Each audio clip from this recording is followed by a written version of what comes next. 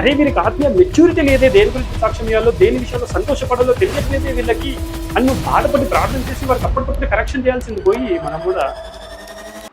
అందరికీ ప్రభు అని యేసుక్రీస్తు వారి నామమున వందనాలు. మీ అందరు బాగున్నారని నేను ఆశిస్తా ఉన్నాను. అయితే నేను చాలా రకాలుగా దీవించబడ్డాను. మరి ఏ విధంగా దీవించబడ్డానో మీ అందరు కూడా తెలియజేయాలని కూడా నేను ఆశిస్తా ఉన్నాను. సో కనుక ఈ వీడియోని పూర్తిగా చూడాలని, వినాలని, ఇందులో నుంచి మీరేం తెలుసుకున్నారు, మీరేం పరీక్షించుకున్నారు, మీరేమి నేర్చుకున్నారన్న సంగతిని, మీరేం గ్రహించారన్న సంగతిని కూడా నాకు తెలియజేయాలి. సో కనుక తమ్నేల్లో పెట్టినట్టుగా సాక్ష్యం చెప్పబోతున్నాను. సో అయితే మరి నేను యేసుక్రీస్తు ప్రభువు వారిని అంగీకరించక ముందు నేను పాపి అయి ఉన్న అన్న సంగతిని మర్చిపోయాను, నాకు తెలియదు. సో తరతరాలుగా పాపపు స్వభావం కొనసాగుతూ వస్తుందన్న సంగతి నాకు తెలియదు. సో దేవునితో సంధి లేకుండా చెదిరిపోయిన వారిగా మనమందరం ఉన్నామన్న సంగతి తెలియదు. సో కనుక దేవుడు తన కుమారుని గురించి సాక్ష్యమిస్తున్నాడు, యేసుక్రీస్తు ప్రభువారు తండ్రిని గురించి సాక్ష్యమిస్తున్నాడు, పరిశుద్ధాత్ముడు యేసుక్రీస్తుని గురించి సాక్ష్యమిస్తూ ఆయన గురించే మనకి తెలియజేస్తున్నాడు. సో ఈ ఎప్పుడైతే క్రైస్తవ్యం విస్తరిస్తూ ఉందో అలా మన రాష్ట్రాల్లోనికి, మన దేశంలోనికి, మన రాష్ట్రాల్లోనికి, మన పట్టణంలోనికి, మన పల్లెల్లోనికి వచ్చింది. సో అలా నేనున్న ఏరియాలోనికి, నేనున్న గల్లీలోనికి కూడా వచ్చింది. మరి మా నేబర్ మరి ఒక వ్యక్తి, మరి ఆయన నన్ను యేసుక్రీస్తుని గురించినటువంటి సువార్త, రక్షణ సువార్తని నాకు తెలియజేస్తూ వచ్చేవాడు. సో అలా ప్రతిదినము ఎగ్జాక్ట్ సువార్త, కరెక్ట్ సువార్త, యేసుక్రీస్తుని గురించిన సువార్తనే, ఆయన స్వభావం ఏంది, ఆయన ఎందుకు వచ్చాడు, ఆయన ప్రేమ ఏమై ఉన్నది, ఆయనను విశ్వసించడం ద్వారా ఏం మనకి వస్తుంది, ఏ నిరీక్షణ మనకి కలుగుతుందన్న స్పష్టమైన సువార్తని ఆయన ప్రకటించాడు, ఉన్నట్టుగా ప్రకటించాడు. దాన్ని నేను వింటూ వచ్చేవాడిని. అయితే నేను పాపిగా ఉన్నప్పుడే మరి ఆయన నన్ను ప్రేమించినన్న సంగతి నాకు తెలియదు. మరి నా కొరికే ఆయన పాపి ఆయను అన్న సంగతి కూడా తెలియదు. మరి ఆయన మృతి పొందినన్న సంగతి కూడా నాకు తెలియదు నా కొరకు. మరి ఆయన తిరిగి లేచి ఉన్నాడని తెలియదు. అదేవిధంగా నన్ను ఏర్పరచుకున్నాడన్న సంగతి కూడా తెలియదు. ఎప్పుడైతే యేసుక్రీస్తు ప్రభు వారిని నేను తెలుసుకున్నానో, మరి రెగ్యులర్ ఫాలోఅప్ చేయడం జరిగింది. నాకు ఎవరైతే సువార్త ప్రకటించారో ఆ విధంగా నేను సంఘానికి వెళ్ళడం జరిగింది. సో ఆ విధంగా వాక్యం వినుట వలన క్రీస్తుని గురించిన విశ్వాసం నాలో కలిగింది. సో ఈ విధంగా దేవుడు తన కృపచేత ఆ రక్షణ సువార్తను, యేసుక్రీస్తుని గురించినటువంటి సువార్తను నాకు అందించడం జరిగింది. సో ఈ సువార్త వల్ల నేను దీవించబడ్డాను. అలా యేసుక్రీస్తునందు విశ్వాసం ఉంచడానికి పరిశుద్ధాత్మని కార్యం జరిగింది. అలా విశ్వాసము చేత, కృపచేతనే రక్షింపబడ్డాను. ఇది నాకు ఒక దీవెన. ఈ విధంగా నేను ఆశీర్వదింపబడ్డాను రక్షణ చేత. ఆయన నాకు రక్షకుడు అయ్యాడు, ఆయన నా కాపరి అయ్యాడు, నేను ఆయన గొర్రెనయ్యాను. సో ఈ విధంగా నేను దీవించబడ్డాను. సో కనుక ఆయన మృతి పొంది తిరిగి లేచను కనుక ఆయన యందు విశ్వాసం ఉంచడం ద్వారా నేనును తిరిగి లేస్తాను, నాకును నిత్య జీవం ఉంది. ఆయన నిత్యుడు కనుక నాకు నిత్య జీవితం ఇచ్చి ఉన్నాడు. ఈ విధంగా దేవుడు నన్ను దీవించి ఉన్నాడు. సో రక్షణ ఇచ్చి ఉన్నాడు, అదొక దీవెన. సో అదేవిధంగా నిత్య జీవితం ఇచ్చి ఉన్నాడు, అది కూడా ఒక దీవెన.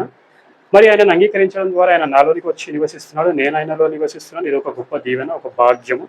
అదేవిధంగా వాగ్దానం చేయబడ్డ ప్రకారంగా సత్యస్వరూపి అయిన పరిశుద్ధాత్ముని చేత అభిషేకింపబడ్డాను. అదేవిధంగా అంత్య దినము వరకు ఆయన చేత ముద్రింపబడి ఉన్నాను. ఆయన ఆత్మను మనకిచ్చి ఉన్నాడు, అంటే నాకు ఇచ్చి ఉన్నాడు దేవుడు. సో ఈ విధంగా నేను ఆశీర్వదింపబడ్డాను. సో ఇదంతా దేవుని యొక్క ఆశీర్వాదము. సో ఇట్టి గొప్ప ధన్యత నాకు దేవుడు ఇచ్చి ఉన్నాడు. సో అదేవిధంగా ఆయన సర్వభూమికి మహారాజై ఉన్నాడు కనుక ఆయన రాజు, ఆయన రాజ్యం నిత్యము. ఆ నిత్య రాజ్యంలో పనిచేయడానికి, ఈ భూమి మీద పనిచేయడానికి నాకు డ్యూటీని ఇచ్చాడు. అంటే ఆయన నిత్య రాజ్యంలో పనిచేయడానికి నన్ను ఏర్పరచుకున్నాడు, ఎన్నుకున్నాడు, నన్ను ఎక్విప్ చేస్తున్నాడు, నన్ను సిద్ధపరుస్తున్నాడు. సో కనుక ఇట్టి బాధ్యతను, అంటే ఈ నిత్య రాజ్యంలో పనిచేయడానికి నాకు ఇచ్చినటువంటి బాధ్యతను బట్టి కూడా దేవుని స్తుతిస్తున్నాను. అయితే ఈ విధమైన ఉద్యోగముతో దేవుడు నన్ను దీవించి ఉన్నాడు, రక్షణతో దీవించి ఉన్నాడు, ఆత్మచేత దీవించి ఉన్నాడు, నిత్య జీవితం చేత దీవించి ఉన్నాడు. అదేవిధంగా ఆయన నిత్యరాజ్యంలో పనిచేయడానికి ఉద్యోగం ఇచ్చి ఉన్నాడు, అదొక దీవెన. అదేవిధంగా చెప్పిన రక్షణ కార్యం అప్పుడు జరిగినటువంటి విషయం ఏదైతే ఉందో, పాపక్షమాపణ, అది ఒక దీవెననే. తర్వాత విమోచించడము, అది ఒక దీవెనే. సో ఇన్ని రకాల దీవెనలు నా జీవితంలో జరిగినాయి. అయితే ఇప్పుడు యేసు ప్రభువుని విశ్వసించి ఉన్నాను. ఇప్పుడు నేను ఏ విధంగా జీవించాలి? నేను ఉన్నటువంటి మరి ప్రదేశము, నా పుట్టుక పూర్వం అంతా చాలా రకాల ఆచారాలతో కూడుకున్నటువంటిది, ఒక రిలీజియస్ సిస్టమ్. సో ఇప్పుడు నేను ఏ విధంగా జీవించాలి? సో రెండు రకాలుగా ఆయన దీవించి ఉన్నారు. ఒకటి సహవాసము, తోటి విశ్వాసులతో అలా సమాజంగా కూడడం, సంఘంగా ఉండడానికి దీవించి ఉన్నాడు. వ్యక్తిగతంగా ఆయనతో సమయం గడుపుతూ ఆయన అంటే ఏందో తెలుసుకోవాలి కదా, తెలుసుకోవడానికి ఆయన ఒక ప్రత్యక్షత ఆది కాండం నుంచి ప్రకటన గ్రంథం వరకు ఆయన ఒక సంపూర్ణ ప్రత్యక్షత లిఖించి నా చేతిలో పెట్టాడు ఈ పరిశుద్ధ గ్రంథం. సో ఈ పరిశుద్ధ గ్రంథంతో ఆయన ఒక పరిశుద్ధ లేఖనాలతో ఆయన ఒక వాక్యముతో నన్ను దీవించి ఉన్నాడు. గొప్ప ధన్యత. సో ఈ రకంగా దీవించబడ్డాను. సో ఇంకా నానా రకాల బైబిల్స్ కొనుక్కోవడానికి స్తోమతనిచ్చి ఉన్నాడు. ఆ విధంగా ఆయన ఒక వాక్యాన్ని తెలుసుకోవడానికి చాలా రకాల వనరులు ఇచ్చి ఉన్నాడు. అట్లు దీవించి ఉన్నాడు. సో ఇంత ప్రాసెస్ ఉంది. అయితే నేను ఏమంటున్నానంటే మన సాక్ష్యం ఇంతసేపు మేము చెప్పింది ఏంటి అంటే ఆత్మీయ సాక్ష్యము. తండ్రి యేసుక్రీస్తుని గురించిన సాక్ష్యం ఇస్తున్నాడు. యేసుక్రీస్తు ప్రభు వారు తండ్రిని కూడా పరిచయం చేయించి ఉన్నాడు. తర్వాత పరిశుద్ధాత్ముడు వచ్చి కూడా యేసుక్రీస్తుని గురించి సాక్ష్యం ఇస్తున్నాడు. సర్వసత్యంలోనికి నడిపిస్తూ ఉన్నాడు. అయితే దేవుడు తన వాక్యం ఇచ్చి ఉన్నాడు కదా, తన వాక్యంతో దీవించాడు కదా. ఈ వాక్యాన్ని చదువుకొని అర్థం చేసుకోవడానికి ఎంతో కొంత జ్ఞానము, అక్షర జ్ఞానం నాకు ఇచ్చి ఉన్నాడు. ఆ విధంగా నాకు అక్షర జ్ఞానంతో దీవించి ఉన్నాడు. మరి ఆత్మీయ విషయాలు కదా, దేవుడు ఆత్మీయ ఉన్నాడు కదా, ఆత్మీయ జీవితం కదా. సో ఇవి అర్థం చేసుకోవడానికి, ఇందులో ఉన్న ఆత్మీయ సత్యాలు అర్థం చేసుకోవడానికి, ఆత్మీయంగా ఎదగడానికి ఆయన ఒక ఆత్మని ఇచ్చి ఉన్నాడు. పరిశుద్ధాత్ముడు వెలిగిస్తూ నడిపిస్తున్నాడు సర్వసత్యంలోనికి. సో యేసుక్రీస్తు ప్రభువారు వెలుగై ఉన్నారు. ఆయన వెలుగుతో నన్ను దీవించి ఉన్నాడు. సో తర్వాత పరిశుద్ధాత్ముడు కూడా ఇంకా వెలిగిస్తూ సర్వసత్యంలో నడిపిస్తున్నాడు. సో ఇది కూడా ఒక రకమైనటువంటి గొప్ప దీవెన. ఒకనొక రోజున నా లెక్క నేను అప్పచెప్పుకోబోతున్నాను, బహుమతులు పొందుకోబోతున్నాను. సో అదొక రకమైనటువంటి దీవెన.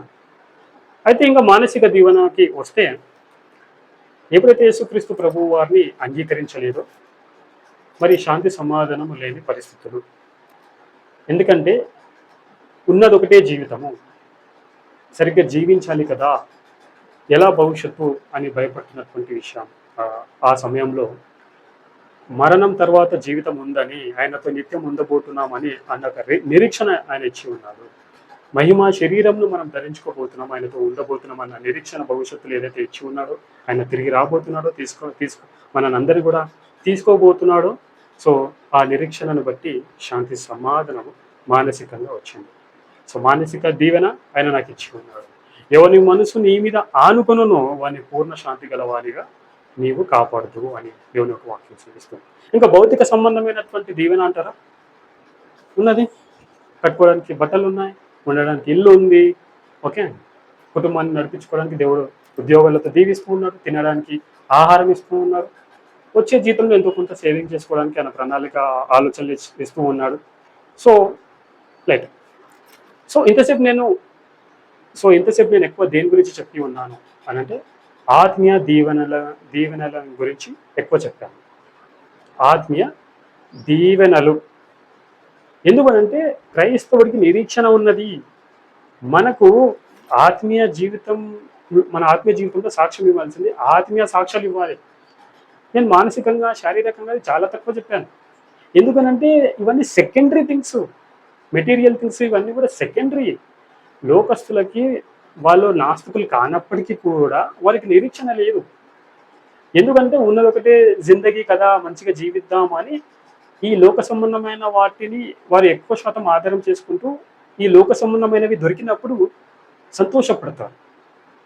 అందుకే వాళ్ళు లోక సంబంధమైన వాటి గురించి ఎక్కువగా డిస్కస్ చేస్తారు. కానీ దేవుని బిడ్డలుగా మనం లోక సంబంధమైన వాటి గురించే డిస్కస్ చేసుకుంటే, సాక్ష్యం చెప్తుంటే దాన్ని ఏం డిఫరెన్స్ ఉంది, ఏవి భేదాలు ఉన్నాయి, వారి సాక్ష్యాలకి మన సాక్ష్యాలకి ఏం భేదాలు ఉన్నాయి చెప్పండి.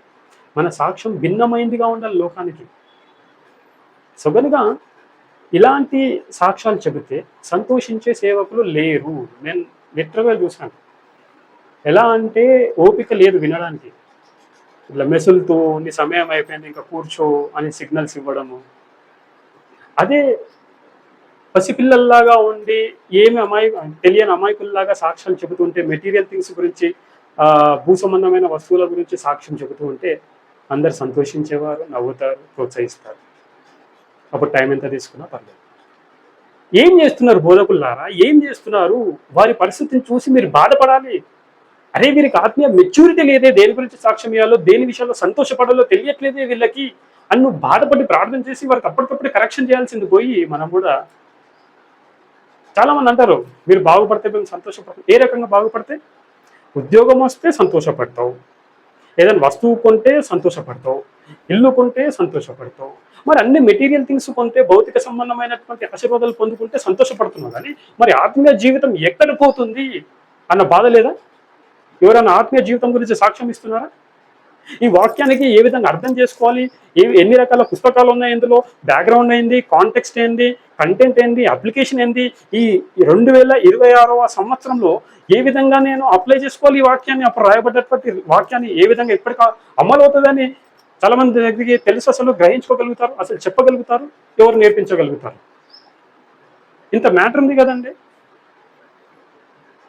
మనం ఎప్పుడైతే ఒకరు భౌతికంగా లేదా లోక సంబంధమైన విషయాల్లో బాగుపడుతూ సాక్ష్యాలు చెప్తున్నప్పుడు మనం సంతోషపడుతున్నామంటే అక్కడనే వారికి నష్టం జరుగుతుంది ఆత్మీయంగా.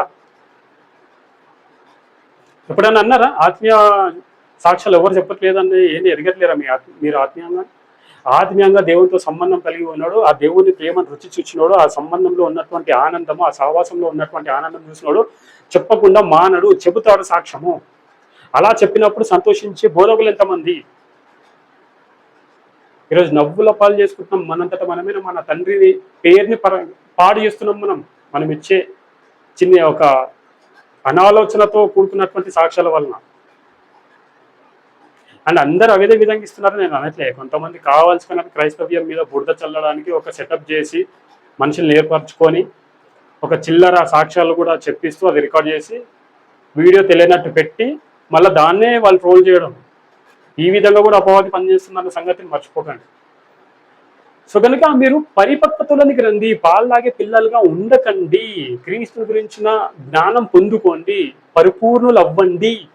అండ్ అదేవిధంగా బోధకులకు రిక్వెస్ట్ చేస్తున్నాను, పరిపూర్ణులుగా చెయ్యండి వారిని. క్రైస్తవ్యం ఆగిపోదు ఎప్పటికీ, మనం ఆపినా అది ఆగిపోదు అనుకోండి. నీ వంతు ప్రయాసపడు, అది విస్తరిస్తూ ఉండాలి. జనాలు నాయకులు కావాలి కాబట్టి నువ్వు మనలో ఉన్న విశ్వాసులనే నాయకులుగా తయారు చేసి నిలబెట్టండి. ముందు తరం వస్తుంది కదా, చనిపోతామా ఏమన్నా ఇది ఏమంటారు, సంతానం ఆగిపోతుందా? ముందు సంతానం కొనసాగుతుంది కదా, భవిష్యత్తు కొరకు సిద్ధపరచాలి కదా. మనం ఎప్పుడు పోతామో ఏందో మనకు తెలియదు అన్న ఆలోచనలో ఉండాలి మనము. అప్పుడు ఎప్పుడు పోతామో తెలియదు అన్న ఆలోచన మనకు ఉంటే మనకు దేవుడిచ్చినటువంటి జ్ఞానం, ఆత్మీయ జ్ఞానాన్ని అందరితో పంచి పెడతాం. లేకపోతే కేవలము దాచిపెట్టుకుంటాం.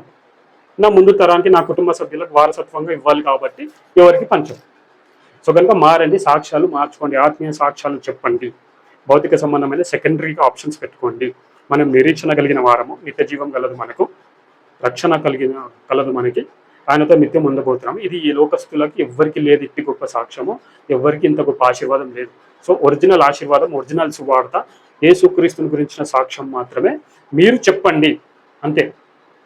ఓకే, ఇప్పటికైనా తెలిసి వచ్చిందని నేను ఆశిస్తున్నాను. Thank you so much. God bless you all. తెలిసి తెలియక ఏమని మాట్లాడుంటే దయచేసి క్షమించండి. క్షమించమని అడగడానికి కూడా ధైర్యం ఉండాలి. ఈరోజు క్షమించమని అనలేని స్థితిలో క్రైస్తవులు ఉన్నారు. క్షమించమని అడిగితే ఏం పోదు, ప్రెస్టేజ్ ఫీలింగ్ ఏం పోదు. మనం అందరం సహోదరులము, సహోదరీమణులము. సో కనుక అన్నదమ్ములం, అక్క చెల్లెళ్ళము, క్రీస్తులో విశ్వాసులం అందరం. పాత్రలు వేరువేరుగా ఇవ్వబడ్డాయి, అంతే. సో ఒకరినొకరు హెచ్చించుకున్నాక తగ్గించుకుందాం. ఓకే, కలిసికట్టుగా పనిచేద్దాం, ముందుకు వెళ్దాము, సలహాలు తీసుకుందాం, మీటింగ్ పెట్టుకుందాం, ఎలాంటి మార్పులు తీసుకురావాలి మన జీవితాల్లో, మన కుటుంబాల్లో, మన సంఘాలలో కలిసికట్టుగా ముందుకు వెళ్ళాలి. Thank you so much. God bless you all. నిజంగానే దేవుడు మిమ్మల్ని ఆత్మీయంగా అభివృద్ధి చేయాలి, పరిపక్వతలను తీసుకురావాలని, దీవించాలని.